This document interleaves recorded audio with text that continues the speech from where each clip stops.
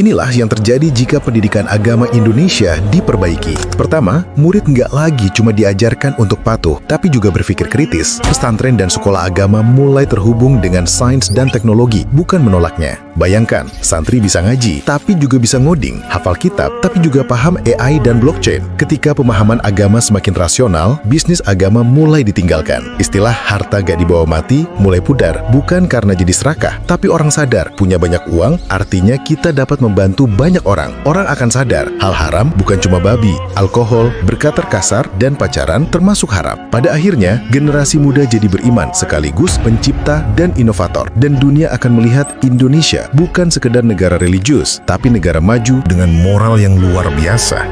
Inilah yang terjadi jika pendidikan agama Indonesia diperbaiki. Pertama, murid nggak lagi cuma diajarkan untuk patuh, tapi juga berpikir kritis. Pesantren dan sekolah agama mulai terhubung dengan sains dan teknologi, bukan menolaknya. Bayangkan, santri bisa ngaji, tapi juga bisa ngoding, hafal kitab, tapi juga paham AI dan blockchain. Ketika pemahaman agama semakin rasional, bisnis agama mulai ditinggalkan. Istilah harta gak dibawa mati mulai pudar, bukan karena jadi serakah, tapi orang sadar punya banyak uang, artinya kita dapat membantu banyak orang. Orang akan sadar, hal haram bukan cuma babi, alkohol, berkata kasar, dan pacaran termasuk haram. Pada akhirnya, generasi muda jadi beriman sekaligus pencipta dan inovator. Dan dunia akan melihat Indonesia bukan sekedar negara religius, tapi negara maju dengan moral yang luar biasa.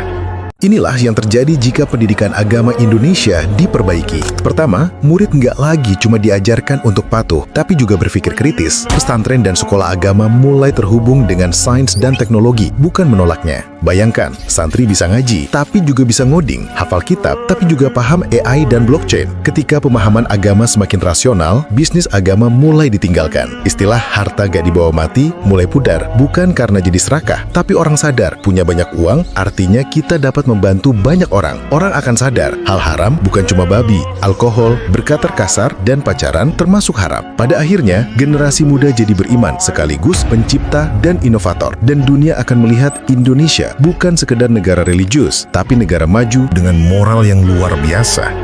Inilah yang terjadi jika pendidikan agama Indonesia diperbaiki. Pertama, murid nggak lagi cuma diajarkan untuk patuh, tapi juga berpikir kritis. Pesantren dan sekolah agama mulai terhubung dengan sains dan teknologi, bukan menolaknya. Bayangkan, santri bisa ngaji, tapi juga bisa ngoding, hafal kitab, tapi juga paham AI dan blockchain. Ketika pemahaman agama semakin rasional, bisnis agama mulai ditinggalkan. Istilah harta gak dibawa mati mulai pudar, bukan karena jadi serakah, tapi orang sadar punya banyak uang, artinya kita dapat membantu banyak orang. Orang akan sadar, hal haram bukan cuma babi, alkohol, berkata kasar, dan pacaran termasuk haram. Pada akhirnya, generasi muda jadi beriman sekaligus pencipta dan inovator. Dan dunia akan melihat Indonesia bukan sekedar negara religius, tapi negara maju dengan moral yang luar biasa.